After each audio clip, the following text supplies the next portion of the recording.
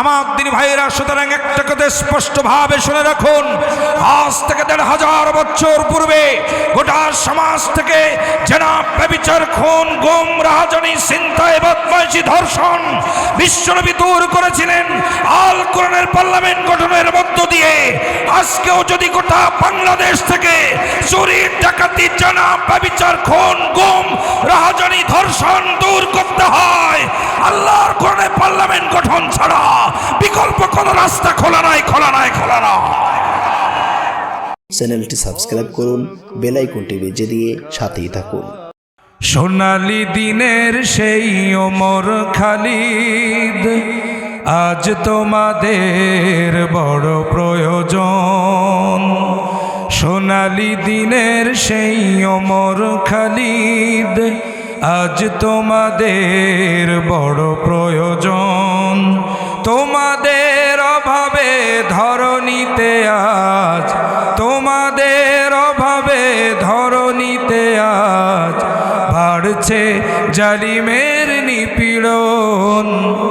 আজ তোমাদের বড় প্রয়োজন। সোনালী দিনের সেই ওমর খালিদ, আজ তোমাদের বড় প্রয়োজন। তোমরাই পেরেছিলে খোদার জমিনে দিতে মানুষের নিরাপত্তা। তোমরাই ফিরিয়ে এনেছিলে ধরাতে শ্রেষ্ঠতম মানবতা, ঠিক না?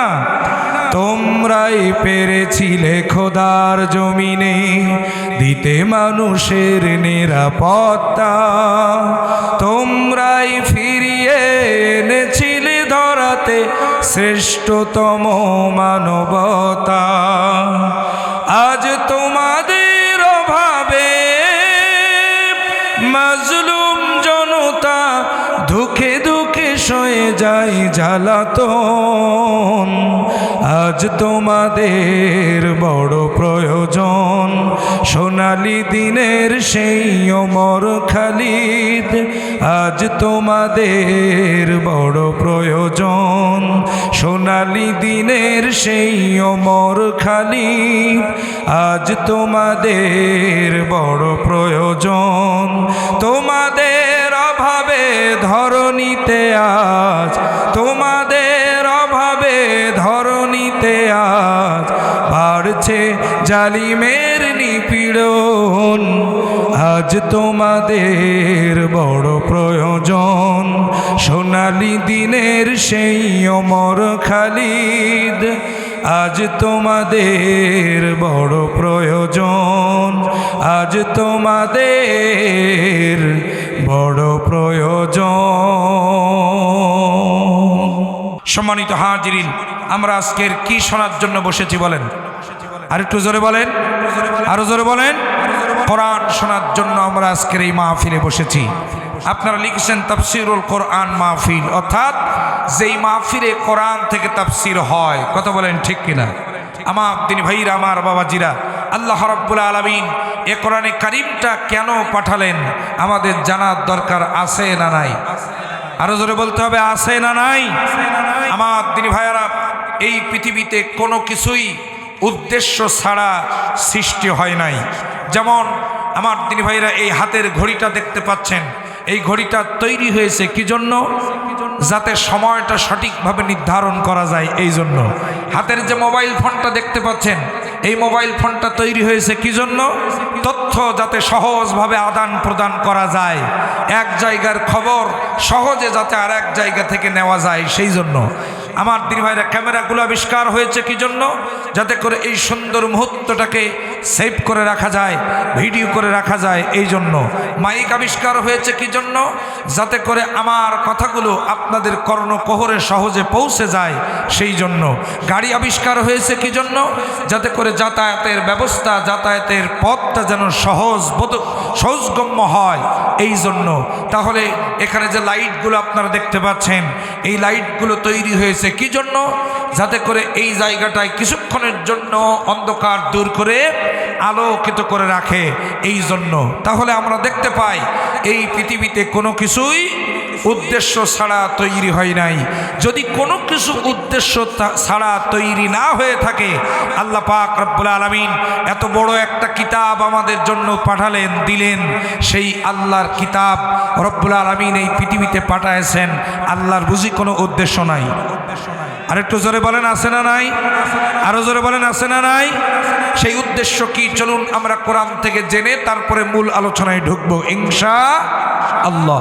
আল্লাহ রাব্বুল আলামিন বলেন, কিতাবুন আনজালনাহু ইলাইকা লিতুখরিজান নাসা মিনাজ যুলুমাতি ইলান নূর। আল্লাহ পাক বলছেন, হে রাসূল, কিতাবুন আনজালনাহু ইলাইকা, হে রাসূল, আমি আপনার প্রতি এই কিতাবকে অবতীর্ণ করেছি যাতে করে লিতুখরিজান নাসা মিনাজ যুলুমাতি ইলান নূর, আপনি এই কোরআন দিয়ে অন্ধকারে নিমজ্জিত থাকা মানুষদেরকে হাত ধরে উঠায়া আলোর পথ দেখাতে পারেন। এই জন্য কোরআন অবতীর্ণ করেছি। চিৎকার দিয়ে বলেন সুবহানাল্লাহ। চলে যান ১,৫০০ বছর আগের ইতিহাসের দিকে। এমন একটি সময়ে এ কোরআন বিশ্ব মানবতার মুক্তির জন্য বিশ্বনবীর কাছে নাজিল হয়েছিল। যেই সমাজের মানুষ এমন কোনো অন্যায় ছিল না যা তারা করত না। চুরি, ডাকাতি, খুন, গুম, রাহাজানি, ধর্ষণ, ছিনতাই, বদমাইশি, এমনকি নিজের মায়ের সঙ্গে জেনা করাকেও তারা অপরাধ মনে করত না। নাউজুবিল্লাহ বলেন। কন্যা সন্তান জন্মগ্রহণ করাকে তারা কুলক্ষণ মনে করত। এজন্য কন্যা সন্তান জন্মগ্রহণ করার সঙ্গে সঙ্গে জীবন্ত কন্যা সন্তানকে মরুভূমির মধ্যে পুঁতে পাথর চাপা দিয়ে হত্যা করাকেও তারা অপরাধ মনে করত না। ঠিক এরকম একটি সমাজে আল্লাহ রাব্বুল আলামিন তার রাসূলের কাছে এই পরশ পাথর কানা পাঠালেন। সেই পরশ পাথরের নাম কি? আরো জোরে বলেন, কি নাম? আল কোরআন। পরশ পাথর বলা হয় ওই পাথরকে যেই পাথরের কাছে লোহা আসলে লোহা নাকি সোনা হয়ে যায়। আসলে এই পৃথিবীতে বাস্তবে কি কোনো পরশ পাথর আছে? জোরে বলেন, আছে? নাই। এই পৃথিবীতে বাস্তবে যদি কোনো পরশ পাথর থেকে থাকে তার নাম কোরআন। কেবলমাত্র কোরআন, শুধুমাত্র কোরআন, একমাত্র কোরআন। কথা বলেন ঠিক কিনা? আমার দিনী ভাইয়েরা, এই পরশ পাথর তথা কোরআনের আদলে গোটা সমাজটাকে নবীজি নিয়ে আসলেন। গোটা সমাজের চিত্রটা এমনভাবে পাল্টে গেল, যারা ছিল চোর তারাই হয়ে গেল সম্পদের পাহারাদার, যারা ছিল নারী সতীত্বের জম তারাই হয়ে গেল নারী সতীত্বের হেফাজতকারী, যারা ছিল মানুষের রাষ্ট্রীয় সম্পদের আত্মসাৎকারী তারাই হয়ে গেল রাষ্ট্রীয় সম্পদের আমানতদার, যারা কন্যা সন্তানকে জীবন্ত কবর দিত ওরাই কন্যা সন্তানকে হাত ধরে উঠায়া রানীর সিংহাসনে সম্মানের চেয়ারে বসাতে শুরু করলো।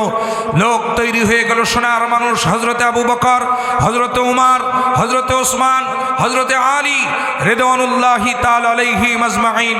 বিশ্বনবী বললেন, খয়রুল কুরুনি করনি, সর্বশ্রেষ্ঠ যুগ আমি মুহাম্মদ, আমার যুগ। চিৎকার দিয়ে বলেন আল্লাহু আকবার। আমি নীলফামারীর তাওহীদি জনতার কাছে জানতে চাই, সেই সোনালী যুগ তৈরি হয়েছিল কি পানি পড়া দিয়া? একটু জোরে বলেন, ঝাড়ফুঁক করে? না, সেই সোনালী যুগ তৈরি হয়েছিল আল কোরআনের পার্লামেন্ট গঠনের মধ্য দিয়ে। কথা বলেন ঠিক কিনা? এবার আওয়াজ করে বলুন তো, বর্তমান সমাজে চুরি আছে না নাই? ডাকাতি আছে না নাই? খুন আছে না নাই? গুম আছে না নাই? ধর্ষণ আছে না নাই? আমার দিনী ভাইয়েরা, সুতরাং একটা কথা স্পষ্টভাবে শুনে রাখুন, আজ থেকে ১,৫০০ বছর পূর্বে গোটা সমাজ থেকে জেনা, ব্যভিচার, খুন, গুম, রাহাজানি, ছিনতাই, বদমাইশি, ধর্ষণ বিশ্বনবী দূর করেছিলেন আল কোরআনের পার্লামেন্ট গঠনের মধ্য দিয়ে। আজকেও যদি গোটা বাংলাদেশ থেকে চুরি, ডাকাতি, জেনা, ব্যভিচার, খুন, গুম, রাহাজানি, ধর্ষণ দূর করতে হয়, আল্লাহর কোরআনের পার্লামেন্ট গঠন ছাড়া বিকল্প কোন রাস্তা খোলা নাই, খোলা নাই, খোলা নাই।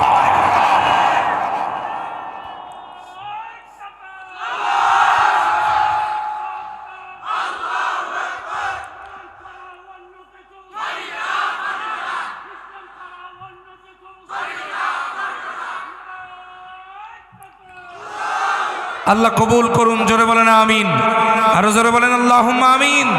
আমার দিনী ভাইরা, আমার বাবাজিরা, এই কোরআন পৃথিবীতে এসেছে বিশ্ব মানবতাকে আলোর পথ দেখানোর জন্য। চলুন আমরা সেই কোরআন থেকে অল্প কিছুটা সময় আলো নিয়ে একসঙ্গে দোয়া করে বাড়ি যাব ইনশা। জোরে বলেন ইনশা আল্লাহ। আমি আপনাদের সম্মুখে পবিত্র কোরআনুল কারীমের 61 নম্বর সূরা, সূরাটির নাম হলো সূরায়ে সফ।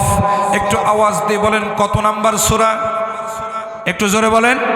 61 নম্বর সূরা। সূরাটির নাম হলো সূরায়ে সফ। সফ শব্দের অর্থ হলো দল। সফ শব্দের অর্থ কি? একটু জোরে বলেন। সফ শব্দের অর্থ কি? দল। আমার দিনী ভাইরা, তার মানে কোরআনে ও দলের কথা, একটু জোরে বলেন, কোরআনে ও দলের কথা আছে। কোরআনে দলের কথা আছে, এটা সমস্যা না। হুজুররা দল করলে, হুজুররা দলের কথা বললেই যত সমস্যা। আমাদের সমাজে কিছু লোক আছে, দেখবেন ওরা বলে আমরা কোনো দলদারি করিনি। আছে না এরকম?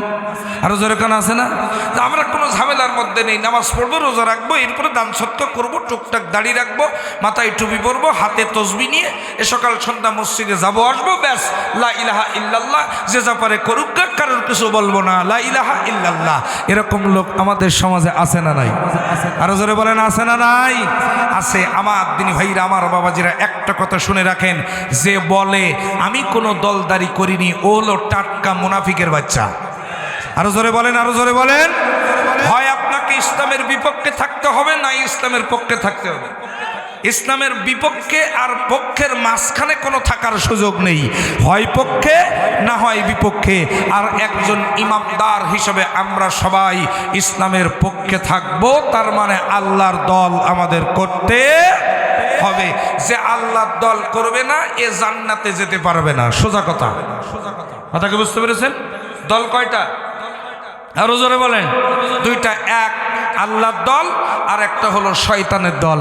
যারা আল্লাহর দল করবে এরা জান্নাতি, আর যারা শয়তানের দল করবে আল্লাহ ওদের জান্নাত দেবে? যেরকম জান্নাত দেবে না। সুতরাং কোরআনেও দলের কথা আছে। সফ শব্দের অর্থ হলো দল। এই সূরা সফের 10 এবং 11 নম্বর আয়াতে কারিমা আপনাদের মাঝে তেলাওয়াত করেছি। চলুন এখান থেকে আমরা আলোচনা শুরু করি। শেষ মোনাজাত পর্যন্ত ধৈর্য সহকারে আমার সঙ্গে থাকতে রাজি আছেন তো ইনশাল্লাহ? যেরকম রাজি আছেন তো ইনশাল্লাহ? দুই হাত তুলে দেখান কারা কারা থাকবেন না। থাকবেন না? হ্যাঁ, ঝকত উঠে গেছে নাকি? আল্লাহ কবুল করেন। আমার দিনী ভাইয়েরা, শেষ পর্যন্ত আল্লাহ আমাদেরকে কবুল করেন। জোরে বলেন আমিন, আরো জোরে বলেন আল্লাহুম্মা আমিন। আল্লাহ রাব্বুল আলামিন বলেন, ইয়া আইয়ুহাল্লাযীনা আমানু হাল আদুল্লুকুম আলা তিজারাতিন তুনজিকুম মিন আযাবিন আলীম।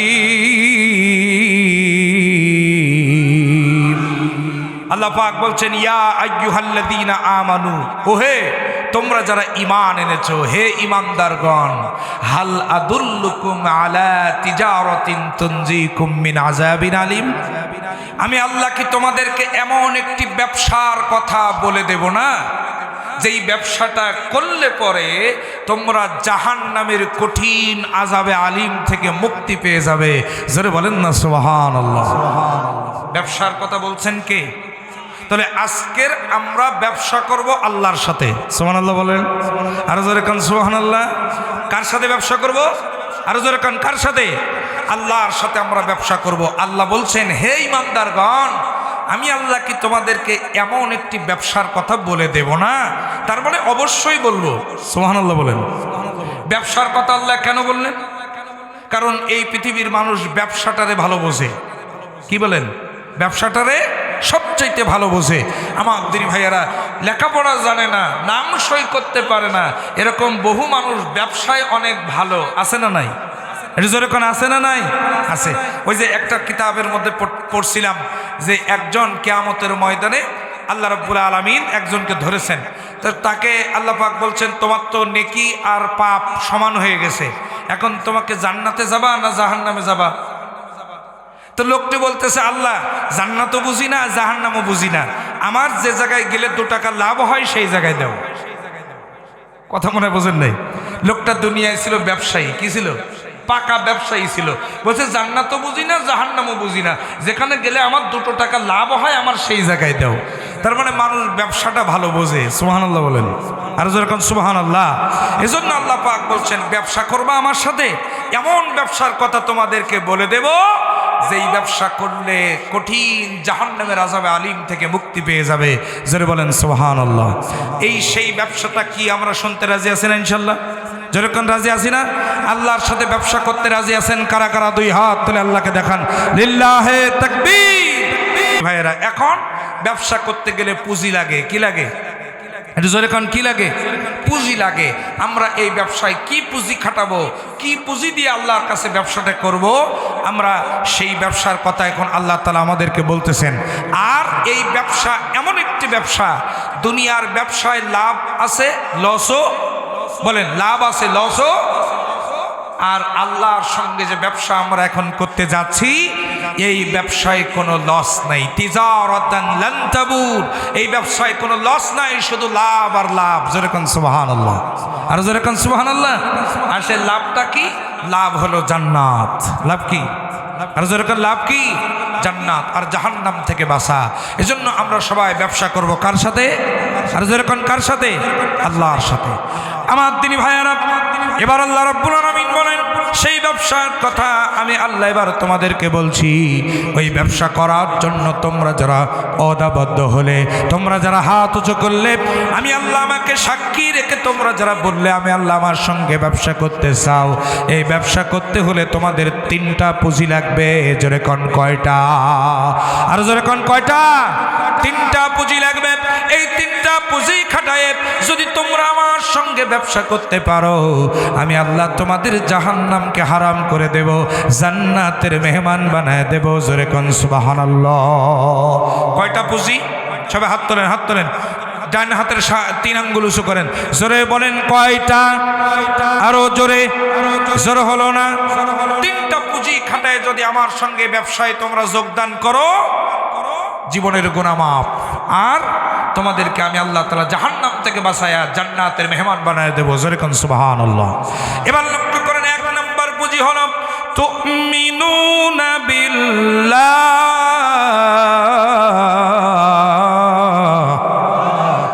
1 নম্বর পুঁজি হলো আল্লাহর প্রতি ঈমান। কার প্রতি ঈমান? আর জোরে কান, কার প্রতি ঈমান? আল্লাহর প্রতি ঈমান। আল্লাহর প্রতি ঈমান যারা আনয়ন করবে, অর্থাৎ মুমিন যারা প্রকৃত অর্থে হতে পারবে, আল্লাহ রাব্বুল আলামিন বলেন এরা 1 নম্বরে ব্যবসার পুঁজি তারা খাটায় ফেললো এবং আমার সঙ্গে ব্যবসা করার জন্য তারা ব্যবসা শুরু করে দিল। আমার তিনি ভাইয়েরা, এবার লক্ষ্য করেন, তার মানে আপনাকে আমাকে প্রকৃত মুমিন হতে হবে। প্রকৃত মুমিন হতে গেলে কি কি করা লাগবে? আল্লাহ রাব্বুল আলামিন বলেন, ইন্নামাল মুমিনুনা আল্লাযীনা ইযা যুকিরাল্লাহু ওয়াজিলাত কুলুবুহুম ওয়া ইযা তুলিয়াত আলাইহিম আয়াতুহু যাদাতহুম ঈমানাও ওয়া আলা রাব্বিহিম ইয়াতাওয়াক্কালুন আল্লাযীনা ইউকিমুনাস সালাতা ওয়া মিম্মা রাযাকনাহুম ইউনফিকুন উলাইকা হুমুল মুমিনুনা হাক্কান। আল্লাহ পাক বলেন, 5টি কর্মসূচি যাদের জীবনে আছে এরাই প্রকৃত মুমিন। 1 নম্বর, জীবনের সব জায়গায় আল্লাহকে ভয় করে। 2 নম্বর হলো কোরআন শুনে ঈমান বৃদ্ধি করে। 3 নম্বর হলো জীবনের সকল ক্ষেত্রে আল্লাহর উপরে তারা ভরসা করে, পৃথিবীর কারোর কাছে মাথা নত করে না, একমাত্র কেবলমাত্র আল্লাহর উপরে বিপদে আপদে বালা মুসিবতে আল্লাহর উপরেই তারা ভরসা করে, কেবলমাত্র তার কাছে মাথা নত করে। জোরে বলেন সুবহানাল্লাহ। দুঃখে পড়ে পড়ে না ভেঙে যে বীর পুরুষ, বাধার পাহাড় দেখে হয় না বেহুশ, এমন মানুষ কই বীর মুজাহিদ, দুর্বার দুঃখে সুখে তাকে খুঁজিয়াস, তাকে খুঁজিয়াস, তাকে খুঁজিয়াস, সকল ব্যথার বোঝা বইতে পারে, সব জ্বালা যাতনাও সইতে পারে, বিপদ আপদ এলে আল্লাহকে ডাকে, তার দয়া করুণায় ভরসা রাখে, হারায় না হুশ, সেই তো মানুষ, সেই তো মানুষ, সেই তো মানুষ, সেই তো মানুষ। আল্লাহু আকবার বলে। 3 নম্বর হলো ওরা জীবনে কারোর কাছে মাথা নত করে না। 4 নম্বর গুণ, ওরা নিজেরা নামাজ পড়ে, সমাজে নামাজ কায়েমের আন্দোলন করে। যেই দল নামাজকে রাষ্ট্রীয়ভাবে প্রতিষ্ঠিত করতে চায় ওই দলেই তারা সমর্থন করে কথাকার। আর 5 নম্বর হলো আমিম্মা রাযাকনাহুম ইউনফিকুন, তারা আল্লাহ যে রিজিক দিয়েছেন তার থেকে আল্লাহর দ্বীন প্রতিষ্ঠার জন্য আল্লাহর পথে ব্যয় করে। এই 5টা গুণ যারা অর্জন করতে পারবে, রব্বুল আলামিন বলছেন উলাইকা হুমুল মুমিনুনা হাক্কা, এরাই প্রকৃত মুমিন। জোরে বলেন সুবহানাল্লাহ। তাহলে আল্লাহর সঙ্গে ব্যবসার 1 নাম্বার পুঁজি হলো তুমিনুনা বিল্লাহ, আল্লাহর প্রতি ঈমান এনে প্রকৃত মুমিন হয়ে যেতে হবে। রাজি আছেন তো ইনশাআল্লাহ? আমরা কার উপর ঈমান এনেছি? আল্লাহর উপর ঈমান এনেছি। আর আল্লাহর উপর ঈমান আমাদেরকে এই শিক্ষা দেয় পৃথিবীর কারোর কাছে মাথা নত হবে না, একমাত্র মাথা নত হবে কার কাছে? আর জোরে বলেন কার কাছে? তাকান হযরতে খাব্বাবের দিকে, হযরতে খুবাইবের দিকে, হযরতে বেলাল, হযরতে আম্মার, হযরতে ইয়াসির, হযরতে সুমাইয়া রাদিয়াল্লাহু আনহার দিকে তাকান। তারা জীবন দিয়েছে কিন্তু ঈমান তারা ছাড়ে নাই। এক সেকেন্ড পর্যন্ত, এক চুল পরিমাণ ঈমানের পথ থেকে দূরে সরে তারা যান নাই। কথা বলেন ঠিক কিনা? ঈমানের পথ কাটায় ভরা, ফুল বিছানো নয়। ঠিক কিনা বলেন? আরো জোরে কোন ঠিক কিনা? ঈমানের পথ কাটায় ভরা, ফুল বিছানো নয়। এ পথে তায়েফ, বদর, উহুদ, বালাকট, কারবালা পাড়ি দিতে হয়। ঈমানের পথ কাটায় ভরা, ফুল বিছানো নয়। কথা বলেন ঠিক কিনা? আমরা জানি এ পথে চললে জীবন দিতে হবে, ঈমানের পথে চললে মৃত্যুবরণ করতে হবে, শহীদ হতে হবে, জেলে যেতে হবে, মার খেতে হবে। আমার দিনী ভাইরা, এটা জেনে বুঝেই আমরা এ পথে পা বাড়িয়েছি। কথা বলেন ঠিক কিনা? সুতরাং পিছপা হওয়ার কোনো সুযোগ নাই। বাংলার জমিনে আগামী দিনের সূর্য হবে ইসলামের সূর্য, আগামী দিনের পৃথিবী হবে ইসলামের পৃথিবী, আগামী দিনের বাংলাদেশ হবে কোরআনের বাংলাদেশ।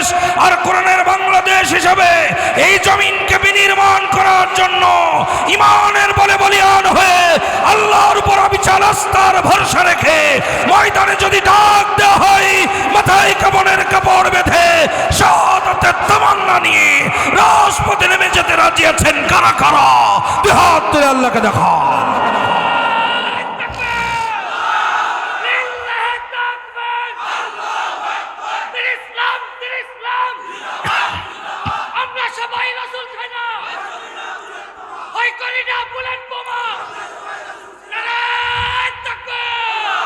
আল্লাহ কবুল করুন। জোরে বলেন আমিন। আরো জোরে কোন আমিন। আল্লাহর প্রতি ঈমান। কার প্রতি ঈমান? আল্লাহর প্রতি ঈমান 1 নাম্বার। 2 নাম্বার হলো ওয়া রাসূলিহি, আল্লাহ পাক রব্বুল আলামিন বলছেন রাসূলের প্রতি ঈমান। অর্থাৎ রাসূলের প্রতি ঈমানটা কি জিনিস সংক্ষেপে বুঝুন। রাসূলের প্রতি ঈমান হলো ওই রাসূলের নেতৃত্ব জীবনে মেনে নেওয়া এবং ওই নেতৃত্ব সমাজে প্রতিষ্ঠার আন্দোলন করা। রাসূলের নেতৃত্ব জীবনে মেনে নেওয়া এবং ওই নেতৃত্বই সমাজে প্রতিষ্ঠার আন্দোলন করা। একটা কথা স্পষ্ট শুনে রাখেন, বাবার শাসন বলেন, স্বামীর শাসন বলেন, আর যে শাসন বলেন না কেন, আমার তিনি ভাইরা, রাসূলুল্লাহর নেতৃত্ব ছাড়া এই পৃথিবীতে শান্তি প্রতিষ্ঠিত হতে পারে না, পারে না, পারে না। আরো জোরে বলেন, কথা ঠিক কিনা? বিশ্বনবীর প্রতি শুধু ঈমান এনে বসে থাকলে চলবে না। হে রাসূল, আপনাকে খুব ভালোবাসি। কি বলেন? খুব ভালোবাসি। আমার দিন ভাইয়েরা, রাসূলের প্রতি ঈমানের অর্থ শুধু ভালোবাসা নয়। রাসূলের প্রতি ঈমানের অর্থ হলো ওই দাবি পূরণ করার জন্য আমার ভাইরা জীবন দিয়ে, মাল দিয়ে সংগ্রাম করা। কথা বলেন ঠিক না বেঠিক? আমার দিন ভাইয়েরা, ঈমানের স্তর হলো তিনটা। জোরে বলেন, কয়টা? তিনটা। এক নাম্বার হলো ইকরার বিল লিসান, মুখে স্বীকার করা। দুই নাম্বার হলো তাসদিক বিল জিনান, অন্তরে বিশ্বাস স্থাপন করা। আর তিন নাম্বার হলো আমল বিল আরকান, তথা কাজে পরিণত করা। এবার লক্ষ্য করেন, আল্লাহর প্রতি ঈমান আর রাসূলের প্রতি ঈমান সমন্বয়ে এভাবে আপনাদেরকে আমি বোঝানোর জন্য বলতে চাই, আমরা সবাই মুসলমান। জোরে কোন কি? আরো জোরে কোন কি? মুসলমান, ঈমানদার। এখন লক্ষ্য করেন আমার দিনী ভাইয়েরা, এই ঈমানদার আমরা হতে চাই। ঈমান আনয়ন করে ইসলামের মধ্যে আমরা প্রবেশ করেছি একটা কালেমার মধ্য দিয়ে। সেই কালেমাটা হলো লা ইলাহা ইল্লাল্লাহু মুহাম্মাদুর রাসূলুল্লাহ। কালেমা তাইয়্যিবা, এটা আমরা বাস্তব জীবনে মেনে নিয়েছি। লা ইলাহা ইল্লাল্লাহ মুহাম্মাদুর রাসূলুল্লাহ, অর্থাৎ আল্লাহ ছাড়া এই পৃথিবীতে কোনো আইনদাতা নাই, বিধানদাতা নাই। এটা মুখে প্রথমে স্বীকার করা। মুহাম্মাদুর রাসূলুল্লাহ, আল্লাহ রাসূলের নেতৃত্ব ছাড়া, তার আদর্শ ছাড়া আমি কিছুই মানি না, এটা মুখে স্বীকার করা। দুই নাম্বার হলো তাসদিক বিল জিনান, তথা অন্তরে বিশ্বাস স্থাপন করা। কি বিশ্বাস করবেন? কালেমা তাইয়্যিবাটাকে বিশ্বাস করা, অর্থাৎ আল্লাহ রাব্বুল আলামিন তিনি ছাড়া কোনো ইলাহ নাই, মাহবুদ নাই, উপাস্য নাই, এটা বিশ্বাস করা। বিশ্বনবী ছাড়া কোনো আদর্শ মানা যাবে না, এটা বিশ্বাস করা। আর আমল বিল আরকান, অর্থাৎ কাজে পরিণত করা। তার মানে আল্লাহর আইন আর বিশ্বনবীর নেতৃত্ব নিজের জীবনে যেমন মেনে নেওয়া, ওইটা বাস্তব জীবনে সমাজে, রাষ্ট্রে, দেশে প্রতিষ্ঠার আন্দোলন করা একটা ইমানদারের সবচাইতে বড় দায়িত্ব। কথা বলেন ঠিক কিনা? আল্লাহর প্রতি ঈমান এবং রাসূলের প্রতি ঈমান, অর্থাৎ আল্লাহর বিধান আর রাসূলুল্লাহর আদর্শ ছাড়া আমি আর কিছুই মানব না। সমাজে সেটাই প্রতিষ্ঠার চেষ্টা করব। এটাই হলো আমাদের ব্যবসার প্রথম দুইটা পুঁজি। যেরকম আল্লাহু আকবার। আমার দিনী ভাইরা, এবার লক্ষ্য করেন, আল্লাহ রাব্বুল আলামিন বলছেন, তিন নাম্বার যে কাজটা তোমরা করবা, তিন নাম্বার যে পুঁজিটা তোমরা খাটাবা এই ব্যবসায়, খুব মনোযোগ দিবেন। সেই পুঁজিটা হলো, আল্লাহ রাব্বুল আলামিন বলতেছেন, ওয়া তুজাহিদুনা ফি সাবিলিল্লাহ, আল্লাহর জমিনে আল্লাহর দ্বীন প্রতিষ্ঠার জন্য জিহাদ করবা। কি করবা? এটা জোরে বলেন, কি করবা? জিহাদ করবা। আমার দিনী ভাইরা, জান দিয়ে আর সম্পদ দিয়ে জিহাদ ফি সাবিলিল্লাহর আন্দোলন করবা। এটাই হলো মূল কাজ। আমাদের সবার কম বেশি ঈমান আছে না নাই? এটা জোরে কান, ঈমান আছে না নাই? আছে। ঈমান আনয়ন করার পরে আপনি যদি প্রকৃত পক্ষে জাহান্নামের আযাবে আলিম থেকে বাঁচতে চান, আপনি যদি আল্লাহর জান্নাতের মেহমান হতে চান, তাহলে আপনাকে ওয়াতুজাহিদুনা ফি সাবিলিল্লাহ, আল্লাহর জমিনে আল্লাহর দ্বীন প্রতিষ্ঠার জন্য জিহাদ করতে হবে। জোরে পান সুবহানাল্লাহ। আমার দিনী ভাইরা, এখন আমাদের সমাজে কিছু লোক আছে, জিহাদের কথা শুনলে তাদের মুখটা কালো হয়ে যায়। আছে না? আছে না? আছে না? একটু আওয়াজ দেন, আছে না নাই? কষ্ট হচ্ছে নাকি আপনাদের? একটু মেহরবানি করে জবাব দিবেন। মুখটা কালো হয়ে যায়। আমার দিনী ভাইরা, ওরা আসলে জিহাদটারে বোঝে নাই। ওরা কি জিহাদটাকে বোঝে নাই। জিহাদ মানে জঙ্গিবাদ নয়, জিহাদ মানে মারামারি নয়, জিহাদ মানে কাটাকাটি নয়, জিহাদ মানে সশস্ত্র, অর্থাৎ আমার ভাইরা অস্ত্র দিয়ে মানুষকে হত্যা করলেন, অমুসলিমদেরকে মেরে ফেললেন, ইসলাম কায়েম হয়ে গেল। বোমা বিস্ফোরণ করলেন, ইসলাম কায়েম হয়ে গেল। এটার অর্থ জিহাদ নয়। জিহাদ শব্দের অর্থ হলো প্রাণান্তকর প্রচেষ্টা করা। কি করা বলেন? প্রাণান্তকর প্রচেষ্টা করা। আমার দিনী ভাইরা, অর্থাৎ আল্লাহ জমিনে আল্লাহ দ্বীন প্রতিষ্ঠার আন্দোলন, অর্থাৎ দ্বীন যতদিন প্রতিষ্ঠিত না হবে আমার ভাইরা, ততদিন আপনি আপনার জায়গা থেকে, আমি আমার জায়গা থেকে কথা এবং কাজ এবং সর্বসম্মতি দিয়ে আমরা এই আন্দোলনে, এই সংগ্রামে নিজেকে সামিল রাখার নাম হলো জিহাদ। অর্থাৎ জিহাদের চূড়ান্ত রূপ হলো আমার দিনী ভাইরা অস্ত্রের মোকাবেলায় অস্ত্র, কিন্তু সেটা চূড়ান্ত রূপ আমার ভাইয়েরা সশস্ত্র জিহাদের অনুমতি কোনো একটা দেশের বৈধ সরকার ছাড়া দিতে পারে না। অর্থাৎ আপনার আমার এখন দায়িত্ব হলো সংগ্রাম করা, প্রচেষ্টা করা আল্লাহর জমিনে আল্লাহর দিন প্রতিষ্ঠার জন্য। জোরে কোন সুবহানাল্লাহ, আর জোরে কোন সুবহানাল্লাহ। আমার দিনী ভাইয়েরা গভীর মনোযোগ দিবেন। আল্লাহর জমিনে আল্লাহর দিন প্রতিষ্ঠার আন্দোলন করা তথা জিহাদ ফি সাবিলিল্লাহর আন্দোলন করা, এটা হলো সব ফরজের বড় ফরজ। অর্থাৎ আমার ভাইরা ফরজে আইন, কথা বলেন ঠিক কিনা, আর জোরে কোন ঠিক কিনা। আমার দিনী ভাইয়েরা আল্লাহর জমিনে আল্লাহর দিন কায়েমের আন্দোলন করা, জিহাদ ফি সাবিলিল্লাহর আন্দোলন করা সব ফরজের বড় ফরজ। ছোট্ট একটা ঘটনা উল্লেখ করার মধ্য দিয়ে আমি আপনাদের মাঝে সেটা তুলে ধরতে চাই, একটুখানি গভীর মনোযোগ দিবেন। আল্লাহ নবী মক্কা থেকে মদিনায় হিজরত করলেন। হিজরতের পরে সর্বপ্রথম যেই যুদ্ধে, যেই জিহাদে নবীজি অংশগ্রহণ করেছিলেন, ওই যুদ্ধটার নাম ছিল বদরের যুদ্ধ। জোরে কোন যুদ্ধ, আরো জোরে বলেন কোন যুদ্ধ। বদরের প্রান্তরে জিহাদ হবে। আল্লাহর নবী বিশ্ব নবী জনাবে মুহাম্মদ রাসূলুল্লাহ সাল্লাল্লাহু আলাইহি ওয়াসাল্লাম ওই বদরের যুদ্ধটা নিয়ে একটু গবেষণা করলেন। আমার নবীজির কাছে কয়েকটা সমস্যা ধরা পড়ল। নবীজির কাছে এক নাম্বার সমস্যা ধরা পড়ল, এই বদরের প্রান্তরে যে যুদ্ধটা হবে, এই যুদ্ধটা সাধারণ কোনো যুদ্ধ হবে না।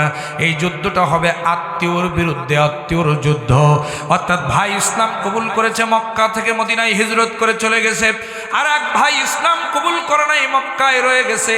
আজকে ভাই ভাইয়ের বিরুদ্ধে তরবার ধরবে। এরপরে বাবা ইসলাম কবুল করে মক্কা থেকে হিজরত করে মদিনায় চলে গেছে, ছেলে ইসলাম কবুল করে নাই, ছেলে মক্কায় রয়ে গেছে। আজকের বাবা ছেলের মুখোমুখি হবে তরবারি নিয়া। আমার দিনী ভাইয়েরা বন্ধু বন্ধুর মুখোমুখি হবে। এক কথায় বদরের যুদ্ধটা ছিল আত্মীয়র বিরুদ্ধে আত্মীয়র যুদ্ধ। দুই নম্বর সমস্যা হলো, ওদের সংখ্যা ছিল বেশি, মুসলমানদের সংখ্যা ছিল কম। ওই কাফেরদের অস্ত্র বেশি, মুসলমানদের অস্ত্র কম। ওদের ঘোড়া বেশি, মুসলমানদের ঘোড়া কম।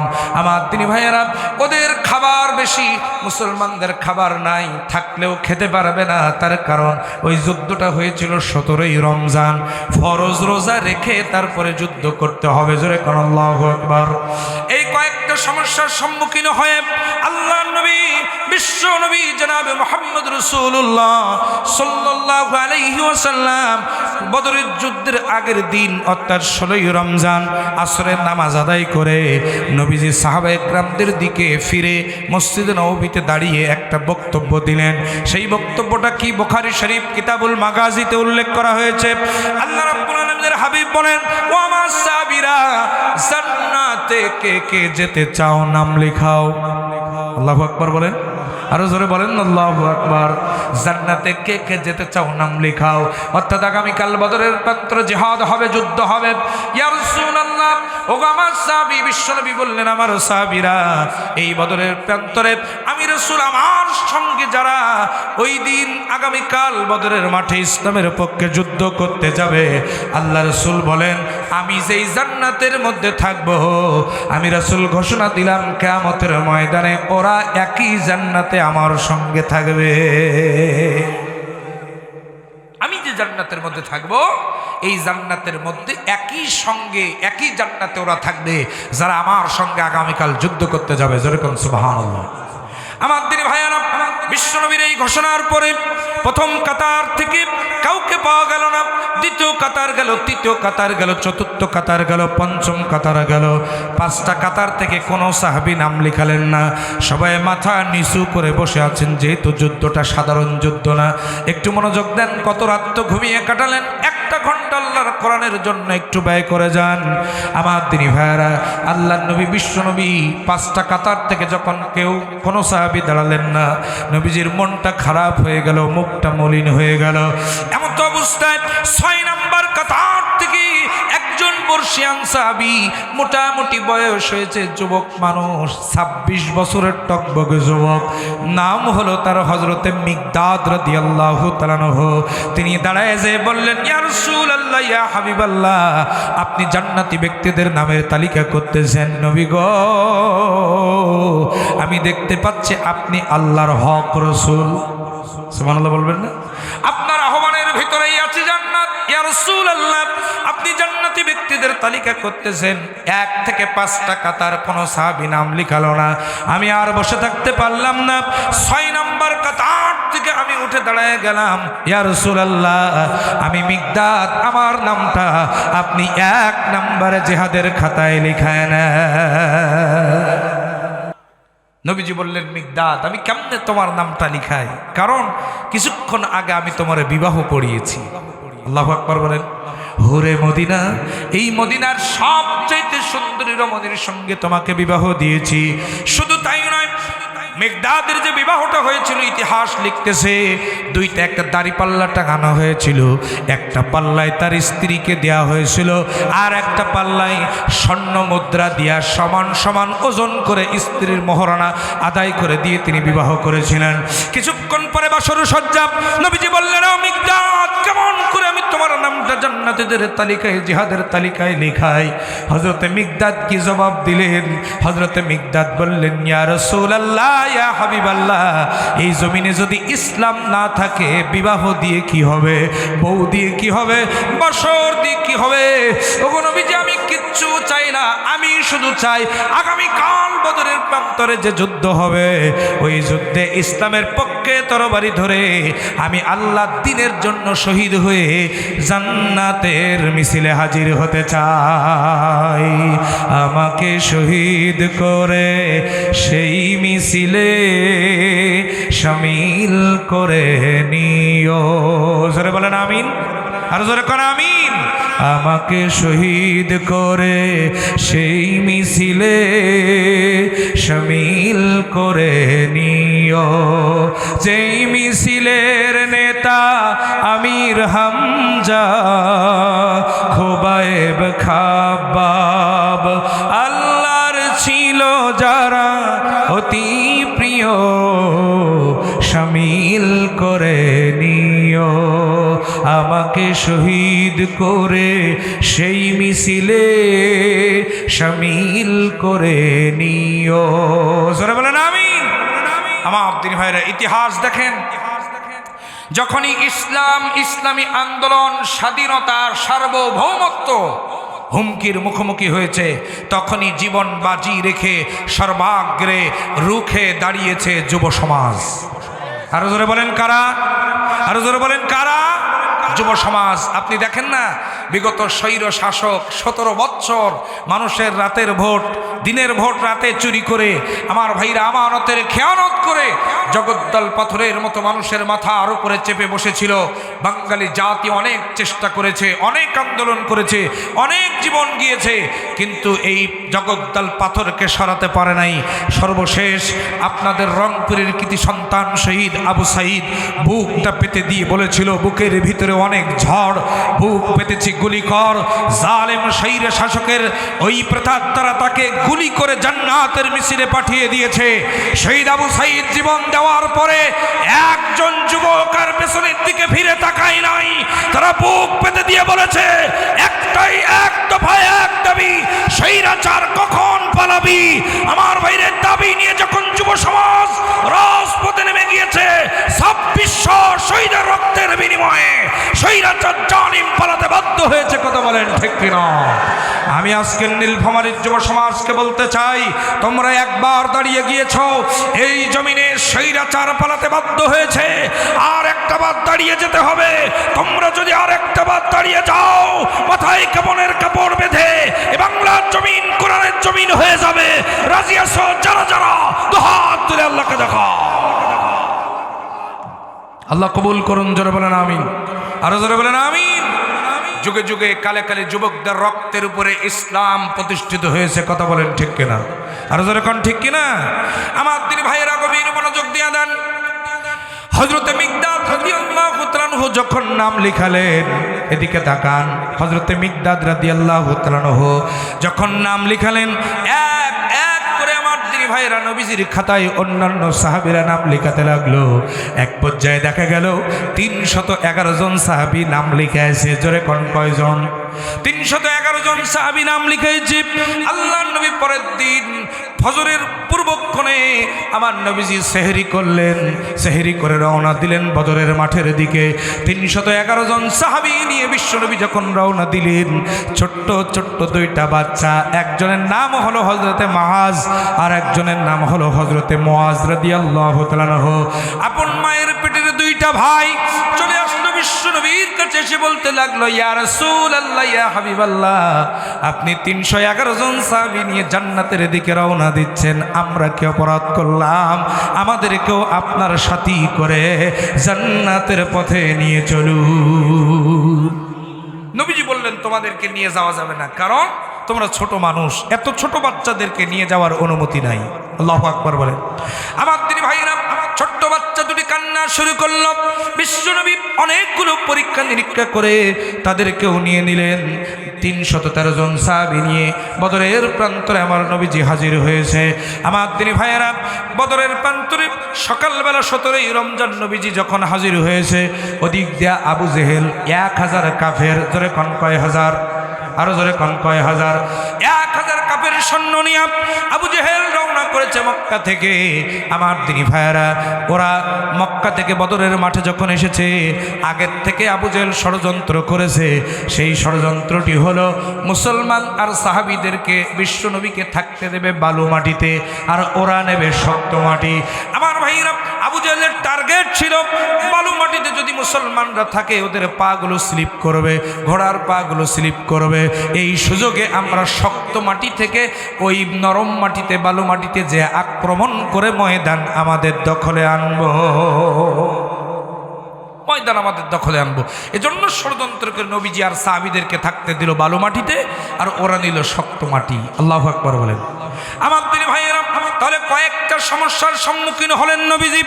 এতগুলো সমস্যার সম্মুখীন হয়ে আল্লাহর নবী বুঝতে পারলেন এই বদরের মাঠে আজকের ওদের সঙ্গে ওপেন যুদ্ধ করে জিতে বাড়ি আসা সম্ভব হবে না।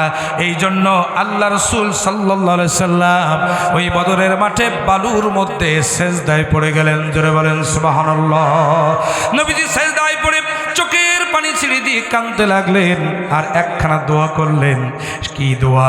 তাফসিরে তাফহিমুল কোরআন সূরা আনফালের তাফসির লিখতে গিয়ে সাইয়্যিদ আবুল আলা মওদুদী রাহমাতুল্লাহ দোয়াখানা উল্লেখ করেছেন। আল্লাহর নবী দোয়া করলেন, ওগো রব্বুল আলামিন, আজকের এই বদরের মাঠে যদি মুসলমানরা হেরে যায়, ইসলাম বিদায় হয়ে যাবে। মুসলমানরা যদি হেরে যায়, তোমার বন্ধু যদি হেরে যায়, ইসলামের কবর রচনা হয়ে যাবে, ইসলামকে আর সামনে অগ্রসর করা যাবে না। ওগো আল্লাহ, আর যদি মুসলমানরা জিতে যায়, কিয়ামত পর্যন্ত ইসলামকে কেউ দাবায় রাখতে পারবে না। ওয়াল্লাহ, আমি দেখতেছি ওদের সাথে যুদ্ধ করলে আমি নিশ্চিত হেরে যাব। সম্মুখ যুদ্ধে যেটা সম্ভব নয়। আল্লাহ, তুমি যেটা ভালো বোঝো সেটা করো। আল্লাহু আকবার বলেন। আরো জোরে এখন আল্লাহু আকবার। আমার দিনী ভাইয়েরা, বিশ্বনবী যখন এই দোয়া করলেন, আল্লাহ রাব্বুল আলামিন তখন নবীজিকে ডাক দিলেন, জিবরাইল আমিনকে পাঠিয়ে দিলেন, ও জিবরাইল, যাও যাও যাও, আর দেরি করা যাবে না, আমার নবীজির কাছে চলে যাও। আমার নবী বদরের মাঠে শুয়ে শুয়ে চোখের পানি ছেড়ে দিয়ে দিয়ে সেজদায় পড়ে কাঁদবে, আর আমি আল্লাহর আরশে আজিমে বসে বসে সেটা দেখব, তা কখনো হয় না। ও জিবরাইল, যাও, আমার নবীজির কাছে সুসংবাদ নাজিল করে দে, সূরা আনফালের 9 নম্বর আয়াতখানা নবীজির কাছে নাজিল করে দে। হযরতে জিবরাইল আমিন বিশ্বনবীর কানের কাছে এসে বলছে, হুজুর, মাথা উঁচু করেন, আল্লাহ সুসংবাদ পাঠিয়েছেন। সেই সুসংবাদ হলো আন্নী, পড়েন সবাই, আন্নী মুমিদ্দুকুম বিআলফিম মিনাল মালাইকাতি মুরদিফি।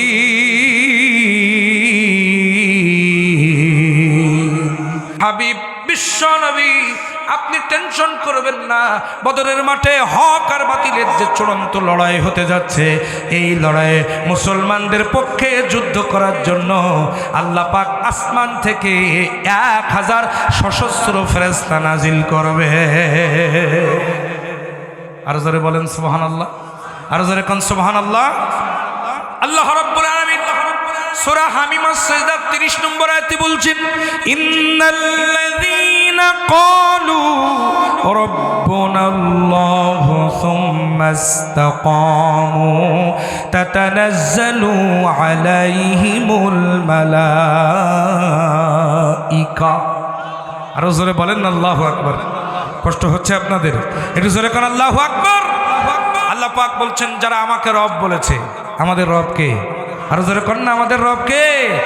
আল্লাহ আমার রব, এই রবি আমার সব। বলেন আল্লাহ আমার রব, এই রবি আমার সব।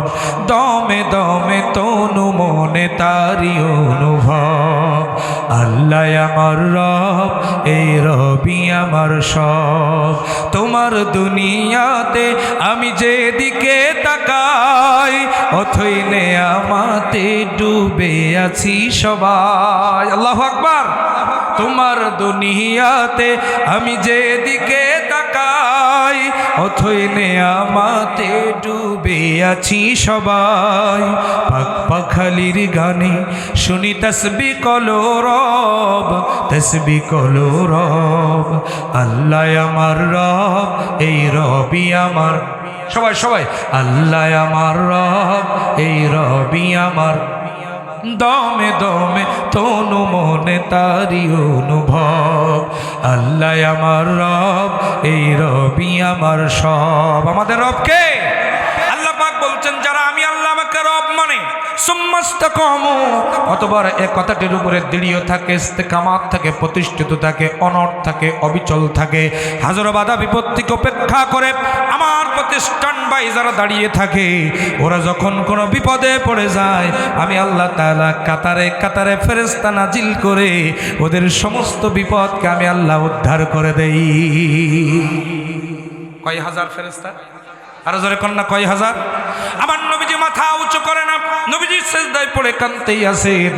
আমার দিনী ভাইরা, আল্লাহ পাক রব্বুল আলামিন বলেন জিবরাইল রে, আমার নবীজি মনে হয় 1000 ফেরেশতায় খুশি না। যারে জিবরাইল যা আমার নবীজির কাছে আরেকখানা আয়াত নাজিল করে দে, সূরা আলে ইমরানের 124 নম্বর আয়াত। হযরত জিবরাইল আমিন এসে বললেন ইয়া রাসূলুল্লাহ, মন খারাপ করবেন না, আল্লাহ পাক জানিয়েছেন বিসালাসাতি আলাফিন মিনাল মালাইকাতি মুনজালিন।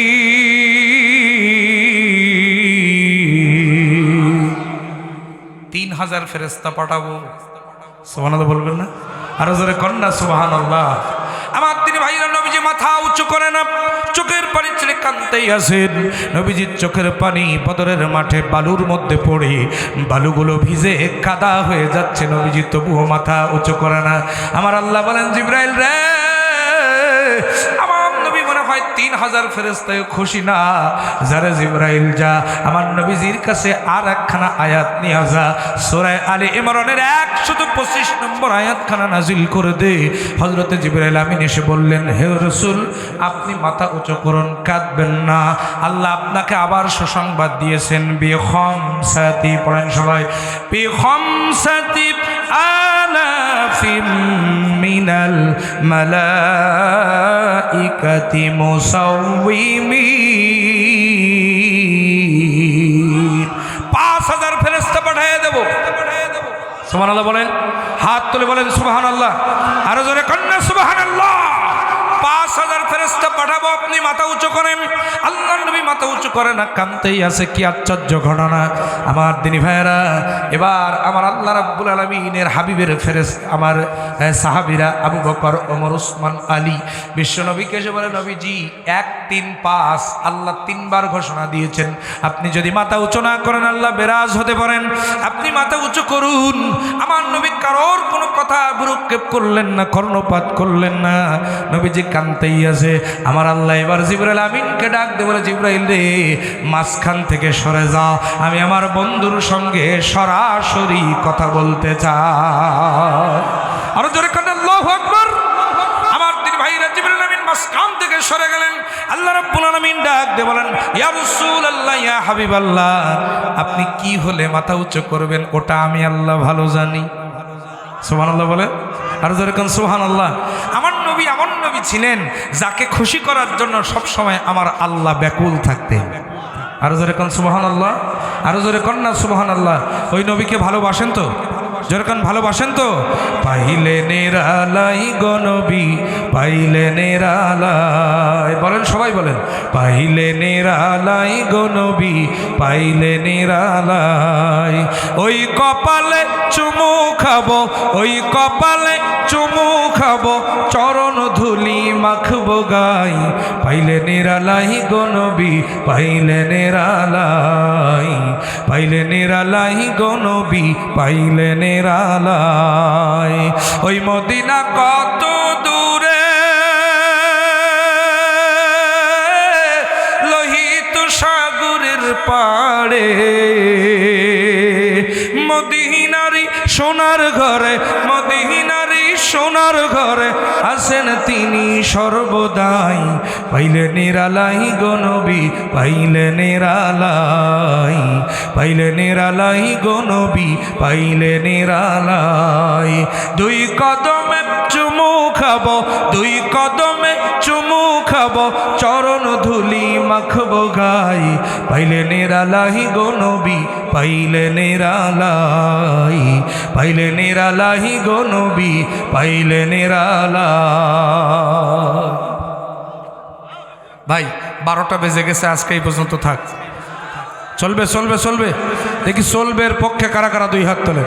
লিল্লাহে তাকবীর।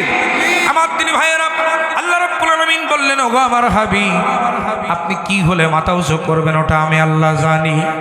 আমার আল্লাহ পাক বলেন, রব্বুল আলামিন ডাক দিয়ে বলেন, ওগো হাবিব রে, আপনি শুনে রাখেন, 5000 ফেরেশতা পাঠাতে চেয়েছি, ওটা তো পাঠাবো এক্সট্রা, ঘোষণা যখন দিয়েছি পাঠাবোই পাঠাবো, কিন্তু শুনে রাখেন, আজকের বদরের মাঠে হক আর বাতিলের যে চূড়ান্ত লড়াই হবে, কোরআনের পক্ষের কোরআনের বিপক্ষের দলের সঙ্গে যে চূড়ান্ত লড়াই হবে, এই লড়াইয়ের প্রধান সেনাপতি, মুসলমানদের পক্ষের প্রধান সেনাপতির দায়িত্ব পৃথিবীর কারোর হাতে না, আমি আরশের মালিক আল্লাহ আমার নিজ হাতে উঠায় নিলাম।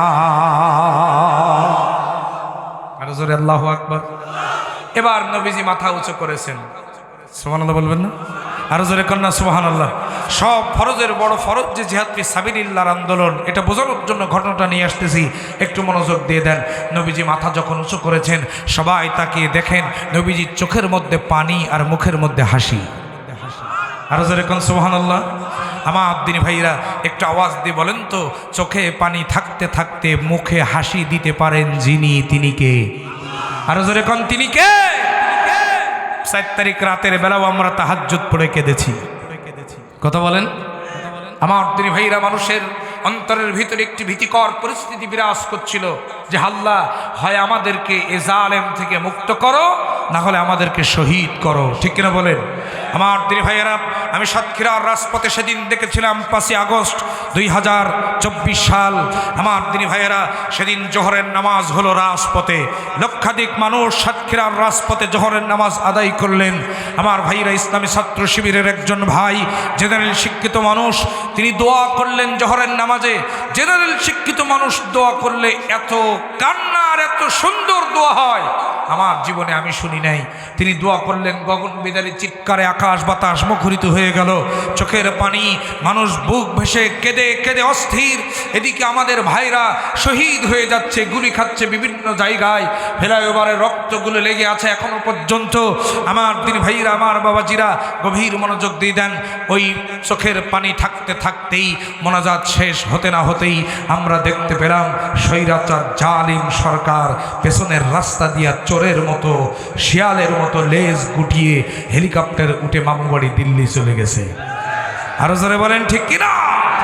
আমার দিনী ভাইরা, দেশ যা হয় হোক, আমার দিনী ভাইরা, আমার বাবাজিরা, এই জালিম স্বৈরাচারদের এ বাংলার মাটিতে আর ফিরে আসতে দেওয়া হবে না, কথা বলেন ঠিক না বেঠিক? আজকে তারা এক হাদিকে গুলি করেছে, এক ওসমান হাদিকে গুলি করে ওরা মনে করছে বাংলাদেশের সমস্ত মানুষকে দমিয়ে দেব। শুনে রাখেন, একজন আবু সাইদ যখন জীবন দিয়েছিল, বাংলাদেশের 15 কোটি তাওহিদি মুসলমান সবাই আবু সাইদ হয়ে গিয়েছিল। আজকে যদি আমার হাদি পৃথিবীর জমিন থেকে বিদায় হয়ে যায়, আমরা সবাই এক একজন হাদি হয়ে যাব, কথা বলেন ঠিক কিনা? আরো জোরে বলেন ঠিক কিনা? আমার দিনী ভাইয়েরা, চোখে পানি থাকতে থাকতে মুখের মধ্যে হাসি দিতে পারেন যিনি, তিনি কে? আরো জোরে বলেন তিনি কে? আমার দিনী ভাইয়েরা, নবীজি এবার উঠে দাঁড়ালেন, সাহাবায়ে কেরামদেরকে বললেন প্রস্তুতি নাও। আল্লাহু আকবার বলেন। আমার ভাইরা, এমত অবস্থায় যুদ্ধ যখন শুরু হতে যাবে, ঠিক সেই মুহূর্তে ওই ৫,০০০ ফেরেশতা রব্বুল আলামিনের কাছে এবার অভিযোগ করে বললেন, ওগো আল্লাহ, ওগো আল্লাহ তাআলা, ওগো রব্বুল আলামিন, ওগো আল্লাহ, আপনি তো ৫,০০০ ফেরেশতা পাঠাতে চাইলেন। একজন জিবরাইল আমাদের সরদার, ফেরেশতা জিবরাইলের ৬০০ ডানা, একটা ডানার ঝাপটা দিলে ওরকম কাফের ১,০০০, তার ১৪ গোষ্ঠী উদ্ধার হয়ে যাবে। আবু জেহেলের নাম নিশানা মাটির সাথে মিশে যাবে। সেখানে আপনি ৫,০০০ ফেরেশতা পাঠাতে চাইলেন ভালো কথা, কিন্তু আবার আপনি দায়িত্ব নিয়েছেন, অর্থাৎ আপনি সেনাপতির দায়িত্ব নিয়েছেন, তাহলে আমরা করব কি? আপনি তো কুন বললেই ফায়াকুন হয়ে যায়, আপনি ইশারা করলেই তো কাম সারা, তাহলে আমাদের আবার আপনি দায়িত্ব দিয়েছেন, আমাদের কাজ কি? ফেরেশতাদের এই প্রশ্নের জবাবে রব্বুল আলামিন বলতেছেন, ও ফেরেশতারা শোনো, আমি আল্লাহ, আমারও কিছু কাজ আছে, তোদেরও কিছু কাজ আছে। ফেরেশতারা বলে, আল্লাহ কাজ দেন। এবার আল্লাহ পাক রব্বুল আলামিন ডাক দিয়ে বলছেন, ঠিক আছে, কাজ যখন শেষ তাহলে শুনে রাখ, ও মিকাইল তুই কই? আল্লাহু আকবার বলেন। মিকাইল আলাইহিস সালাম হাজির। রব্বুল আলামিন, এই তো আমি আপনার সামনে উপস্থিত। ও মিকাইল, তোর কাজ কি? বলে, আল্লাহ আমার কাজ তো বৃষ্টি বর্ষণ করা। যা মিকাইল যা, বদরের মাঠে যেখানে আমার রাসূল আছে ওখানে ১ খণ্ড মেঘ নিয়ে যা, আর যেখানে কাফেররা আছে ওখানে ১ খণ্ড মেঘ নিয়ে যা। ২ জায়গায় ২ খণ্ড মেঘ নিয়া ঘন্টা খানেক ১ ঝলক বৃষ্টি দে। আল্লাহু আকবার বলেন। অন্যান্য ফেরেশতারা বলছে, আল্লাহ এখন হবে যুদ্ধ, আর আপনি বৃষ্টি দিলে তো ময়দান তো এলোমেলো হয়ে যাবে, এখন বৃষ্টি দিচ্ছেন কেন? আল্লাহ পাক বলেন, ইন্নী আ'লামু মা লা তা'লামুন, আমি আল্লাহ যা জানি তোমরা তা জানো না, শুধু চেয়ে দেখতে থাক। সুবহানাল্লাহ বলেন। আরো জোরে কোন সুবহানাল্লাহ। আল্লাহ রাব্বুল আলামিনের ফেরেশতারা চুপ হয়ে গেল। এবার লক্ষ্য করেন, ২ জায়গায় ২ খণ্ড নিয়া মেঘ। মিকাইল আলাইহিস সালাম একটু বৃষ্টি দিলেন। আমার ভাইয়েরা, এই ঘটনাটা আপনাদের শোনানোর উদ্দেশ্য হলো, আজকের এই মাহফিল থেকে কোনো ভাই যদি এই ঘটনা শুনে ঈমানকে তাজা করে আগামীর আন্দোলনে যদি আল্লাহর দ্বীনের জন্য সময় ব্যয় করতে পারেন, কাজ করতে রাজি হয়ে যান, দ্বীনের কাতারে যদি শামিল হয়ে যান, দ্বীন বিজয়ের মিছিলে যদি শামিল হয়ে যান, তাহলে এ মাহফিল সফল। কথা বলেন। এজন্য মনোযোগ দিয়ে যান। ২ জায়গায় ২ খণ্ড মেঘ দিয়ে বৃষ্টি হলো ঘন্টা খানেক। এবার আমি আপনাদের কাছে একটা প্রশ্ন করতে চাই, বলুন তো, বালু মাটিতে যদি বৃষ্টির পানি পড়ে, বালু মাটি শক্ত হয় নাকি আরো নরম হয়? আরো জোরে কোন কি হয়? আমার নবীজি যেখানে ছিলেন ওইটা ছিল বালু মাটি। বালু মাটিতে পানি পড়ার সঙ্গে সঙ্গে বালু মাটি টাইট হয়ে গেল। আল্লাহু আকবার বলেন। আমার আল্লাহ বলেন, ও আমার হাবিব, ও আমার সাহাবীরা, ও ইমানদারেরা, তোমাদের কি মনে নেই? পরবর্তীতে আল্লাহ বলছেন, স্মরণ করো সেই সময়ের কথা যে সময় বদরের মাঠে আমি আল্লাহ তাআলা তোমাদের নড়বড়ে পাকে শক্ত করে দিয়েছিলাম। সুবহানাল্লাহ বলেন। পাকে আমি আল্লাহ শক্ত করে দিয়েছিলাম। সে আল্লাহ আজও আছে না নাই? এটা জোরে কোন আছে না নাই? ওই আল্লাহর উপরে ভরসা রেখে আজও যদি দিন বিজয়ের মিছিলে আমরা পাকে সাফেদ কদম রেখে যদি আমরা শক্তভাবে হাজির হয়ে যেতে পারি, তাহলে আজকেও বিজয় দিবেন যিনি, তিনি কে? আমার তিনি ভাইয়েরা, ওদের পাগুলো শক্ত হয়ে গেল সাহাবা একরাম আর বিশ্বনবীর। এবার আপনারা জবাব দেন, যেখানে আবু জেহেলরা ছিল ওই জায়গাটা হলো শক্ত মাটি। এবার বলেন, শক্ত মাটিতে যদি বৃষ্টির পানি পড়ে, শক্ত মাটি শক্ত হয় নাকি পিছলা হয়? এরকম করে বলেন, কি হয়? সবাই প্র্যাকটিক্যাল তাফসীর, জোরে কোন কি হয়? পিছলা হয়। আবু জেহেল যেখানে ছিল ওই জায়গায় পানি পড়ার সঙ্গে সঙ্গে পিছলা হয়ে গেল। আবু জেহেল চেয়েছিল বিশ্বনবী আর সাহাবীদের পাকে স্লিপ করাবে, আল্লাহ কৌশল করে ওদের পাকে স্লিপ করায় দিয়েছে। ঠিক বিগত 17 বছর স্বৈরাচার জালিম খুনি হাসিনা আত্মদোসরেরা, ওই ভারতের 5টা গোলামেরা, ওরা চেয়েছিল বাংলাদেশ জামাত ইসলামী আর ইসলামী আন্দোলন তথা আমার ভাইরা দেশ প্রেমিক জাত জাতীয়তাবাদী শক্তির পাগুলোকে স্লিপ করায় দেবে, ইসলামপন্থীদের পাগুলোকে স্লিপ করায় দেবে। আল্লাহ পাক এমন কৌশল করে ওদের পাকে স্লিপ করাই দিয়েছে, এমন স্লিপ খাওয়া খেয়েছে, এক স্লিপে মামু বাড়ি দিল্লি গিয়া পড়েছে। আল্লাহ আছে না নাই? আরো জোরে কান আল্লাহ আছে না নাই? তাই আল্লাহ পাক রব্বুল আলামিন বলছেন ওয়ায়ামকুরুনা ওয়ায়ামকুরুল্লাহ। আরো জোরে বলেন আল্লাহু আকবার। আল্লাহু খায়রুল মাকিরিন। আওয়াজ শুনে খুশি হতে পারলাম না, আর একটা বার চেষ্টা করেন। আল্লাহু খায়রুল মাকিরিন। আল্লাহ রাব্বুল আলামিন বলছেন ওরা ষড়যন্ত্র করে ইসলামের বিরুদ্ধে, আর আমি আল্লাহ কৌশল করি ওদের বিরুদ্ধে। আর আমি আল্লাহ, আমার কৌশল হলো উত্তম কৌশল। জোরে কোন সুবহানাল্লাহ, আরো জোরে কোন সুবহানাল্লাহ। আমার তিনি ভাইরা, তুমুল বেগে যুদ্ধ শুরু হয়ে গেল। যুদ্ধের এক পর্যায়ে অন্যান্য ফেরেশতারা বলছে এবার আমরা কি করব? সুবহানাল্লাহ বলেন, আমরা এবার কি করব? আল্লাহ কাজ দেন। আল্লাহ পাক বলছেন এবার তোদের 2 নম্বর কাজ হলো যা যা যা ওই বদরের মাঠে আমার নবীজির সাহাবীরা, মর্দে মুজাহিদেরা, ওদের কাছে অস্ত্র নয়। ইতিহাস দেখেন, বদরের মাঠে মাত্র 8 খান তরবারি ছিল 313 জন সাহাবীর কাছে। কয় খান? মাত্র 8 খান তরবারি নিয়া, 2টা ঘোড়া নিয়া আমার ভাইরা ওরা লড়াই করতেছে। আল্লাহ পাক বলে সারাদিন রোজা, এরপরে ওদের সংখ্যা কম, দুর্বল, সব মিলে যে কোনো সময় সাহাবীরা মনোবল হারিয়ে ফেলতে পারে। যা যা যা ফেরেশতারা 3 জন করে যাবি এক একজনের কাছে।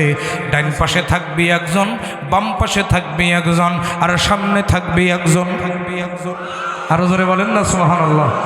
এবার ডান পাশের ফেরেশতা কি বলবি, বাম পাশের ফেরেশতা কি বলবি, সামনের ফেরেশতা কি করবি, ওটা আল্লাহ তাআলা কোরআনে কারীমের মধ্যে জানাই দিয়েছেন। আমার ভাইরা, সূরা হামিমাস সাজদা 30 নম্বর আয়াতের শেষ অংশে আল্লাহ পাক বলেছেন ডান পাশের ফেরেশতা কানের কাছে যে বলতেছে আল্লাহ তাখাফু, ভয় পেও না। আরো জোরে বলেন সুবহানাল্লাহ। বাম পাশের ফেরেশতা বাম কানের কাছে যে বলতেছে ওয়ালা তাহজানু, চিন্তা করো না। এবারে একজন ফেরেশতা যদি বলে ভয় পেও না, আর একজন যদি বলে চিন্তা করো না, ভয় আছে, চিন্তা আছে। আমার তিনি ভাইয়েরা, সামনের ফেরেশতা কি করলো? সামনের ফেরেশতা এভাবে করে জান্নাতের ছবিটা তাদের সামনে তুলে ধরলো। আরো জোরে বলেন আল্লাহু আকবার।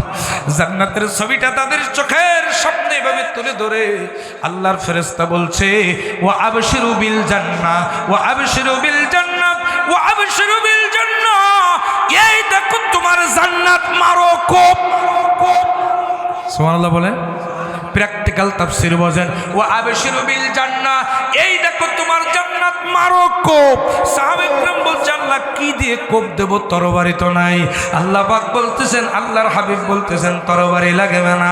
ওই যে পাশে খেজুরের ডাল দেখা যায়, ওই খেজুরের ডালগুলো ভাঙ, পাতাগুলো ছিটা, খেজুরের ডাল দিয়ে বাড়ি মার, আমার আল্লাহ তরবারির আঘাত বানায় দেবে। আরো জোরে বলেন সুবহানাল্লাহ। সাহাবায়ে কেরাম খেজুরের ডাল দিয়ে বাড়ি দেয়, আমার আল্লাহ ওটা তরবারির আঘাত বানায় দেয়।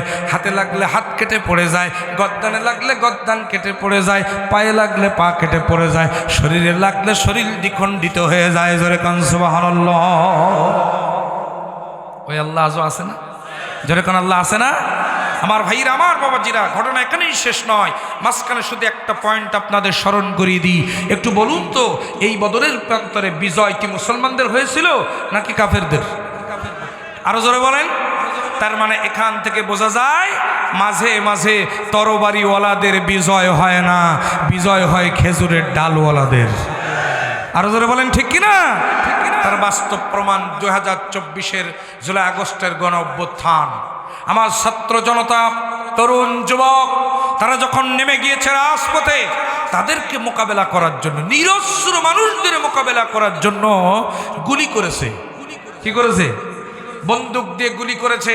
আমার ভাইরা, এমনকি একটা ছোট্ট বাচ্চা জানালা দিয়ে দেখতেছিল হেলিকপ্টার উঠতেছে। আমরা দেখি না? ছোট্ট বাচ্চা, হেলিকপ্টার থেকে গুলি করে তাকেও হত্যা করা হয়েছে। আমার দিনী ভাইরা, ওরা গুলি করেছে, আর আমার তরুণ যুবক ছাত্র সমাজ, ছাত্র জনতা ওই গুলির মোকাবেলা করেছে রাস্তার পাশে পড়ে থাকা ইট আর পাথর দিয়ে। আর যারা কোন কথা ঠিক কিনা? ইট আর পাটকেল দিয়ে মোকাবেলা করেছে। আমি আপনাদের কাছে জানতে চাই, বলুন তো, বন্দুকওয়ালাদের বিজয় হয়েছে নাকি ইট পাটকেলওয়ালাদের বিজয় হয়েছে? সুতরাং সময় সময় বন্দুকওয়ালাদের বিজয় হয় না, ইট পাটকেলওয়ালাদের বিজয় হয়। আমরা দেখতে পেয়েছি শুধু পরাজয় হয়েছে তা নয়, ওদেরই বন্দুকের নল ঘুরে ওদের বুকে গেছে। আরো জোরে বলেন। ওরাই তৈরি করেছিল আন্তর্জাতিক অপরাধ ট্রাইব্যুনাল। কি বলেন? আলেমদের ফাঁসি দেবে, কাদের? আরো দিয়েছেও তাই। জোরে বলেন। আমার দিনী ভাইরা, সর্বপ্রথম এইখানে ফাঁসির রায় হলো আল্লামা সাঈদীর। কি বলেন? 28শে ফেব্রুয়ারি 2013, মনে আছে না আপনাদের? একটা কথা শুনে রাখেন, আল্লামা সাঈদী কোনো দলের দলীয় সম্পদ নয়। আল্লামা সাঈদী হলেন গোটা বিশ্বের মুসলমানদের জন্য একটি অমূল্য সম্পদ ছিলেন। জোরে বলেন, কথা ঠিক কিনা? কোনো দলের দৃষ্টিকোণ থেকে তাকে দেখবেন না।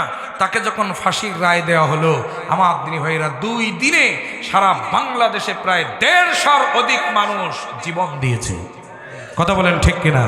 আমার ভাইরা, এই ফাঁসির এই আমার ভাইরা, আন্তর্জাতিক অপরাধ ট্রাইব্যুনালেই তাদেরই ফাঁসির রায় হয়েছে। কথা বলেন, কথা বলেন।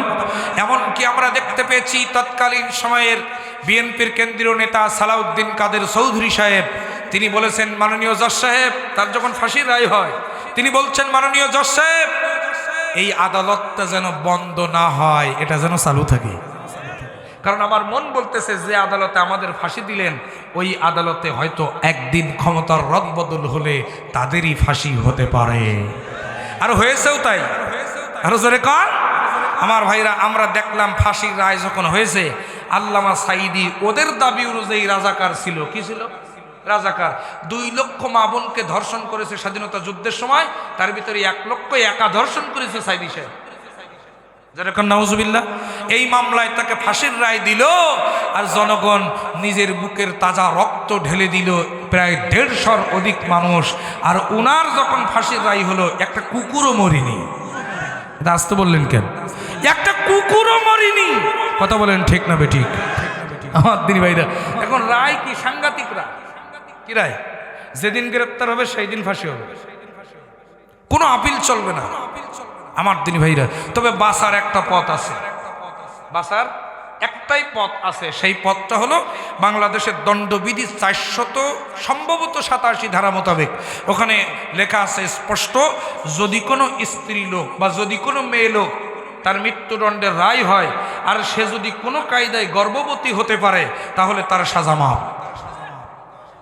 কথা মনে বুঝেননি? আরো জোরে বলেন। আমার দিনী ভাইরা, বয়স কম থাকলে মনে হয় এই চান্সটাও নিত। এখন যে বয়স, চান্সও নেওয়ার আর বয়স নেই। আমি এই কথা এক জায়গায় বলছি, গাইবান্ধায়। এই এক উকিল ছিলেন ওই মাহফিলে। এখন উকিল সাহেব আমাকে বলতেছেন, হুজুর ঠিক আছে সব, নিচে আর একটা লাইন লেখা আছে ওই রায়ে। কি লাইন?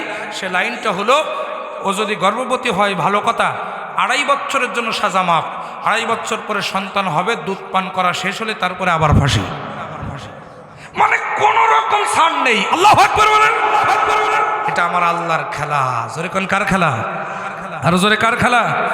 ওদেরই কাটা ফাঁদে ওরাই পড়েছে। কথা বলেন ঠিক কিনা? আমার দিনী ভাইরা, গভীর মনোযোগ দেন। রাত অনেক গভীর হয়ে গেছে, আপনাদের মনে হয় কষ্ট হয়ে যাচ্ছে।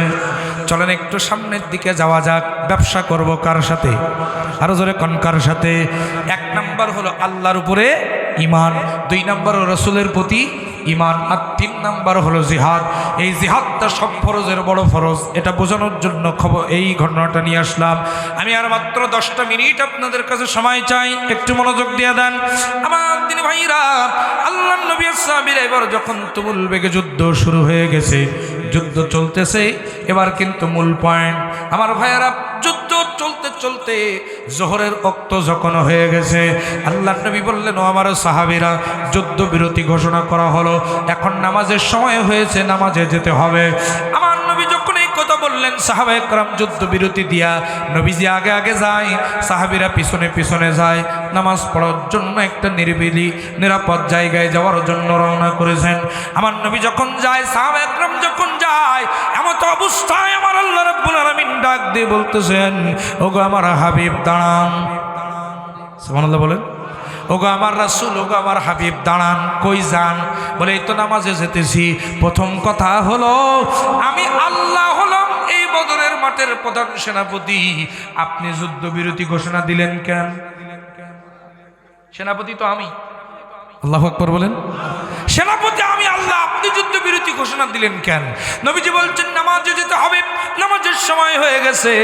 আল্লাহ রাব্বুল আলামিন বলেন, হাবিব রে, নামাজে যেতেছেন অসুবিধা নাই, কিন্তু আপনি যখন নামাজের ইমামতি করবেন, সাহাবায়ে কেরাম আপনার পেছনে ইক্তেদা করবে। আপনি আর সাহাবীরা নামাজে দাঁড়ায় যাবেন। ওগো রাসূল, ওগো আমার হাবিব, এমন তো অবস্থায় কাফেররা আপনাদের চতুর্দিক থেকে ঘেরোয়া করে ফেলতে পারে, আপনার উপরে আক্রমণ করতে পারে, সাহাবায়ে কেরামদের উপরে অতর্কিত আক্রমণ করে ময়দান তাদের দখলে নিয়ে নিতে পারে। আপনার পরাজয় হয়ে যাবে। আর কিছুক্ষণ আগে আপনিই তো দোয়া করলেন, আমি যদি হেরে যাই ইসলাম হেরে যাবে। সুতরাং এখন নামাজে যাওয়ার দরকার নাই, আগে ময়দান দখলে রাখেন, তারপরে নামাজ। কত ওয়াক্ত নামাজ কাজা যায় যাক, আমি আল্লাহর কাছে কিয়ামতের দিন এই নামাজের হিসাব দেওয়া লাগবে না। 4 ওয়াক্ত ফরজ নামাজ কাজা করেছেন নবীজি এই দিন। আল্লাহু আকবার বলেন। আরো জোরে কোন আল্লাহু আকবার। আজকে আমরা অনেকেই মনে করে বসে আছি নামাজটাই ইসলাম। কি বলেন? নামাজ পড়বো আর জান্নাতে চলে যাবো। আসসালাতু মিফতাহুল জান্নাহ, নামাজ হলো বেহেশতের চাবি। সব ঠিক আছে, কিন্তু নামাজ পড়া যেমন ফরজ, ইসলামকে রক্ষা করার জন্য নামাজ ছাড়াও তেমন ফরজ। চূড়ান্ত ময়দানে আপনারা আবার বলেন না যে হুজুর এসে বলি নামাজ পড়া লাগবে না। বিষয়টা এরকম নয়। এখানে বোঝানোর জন্য বলছি, নামাজের চাইতেও বড় ফরজ হলো দিন কায়েমের আন্দোলন করা। চ্যানেলটি সাবস্ক্রাইব করুন, বেল আইকনটি বেজে দিয়ে সাথেই থাকুন।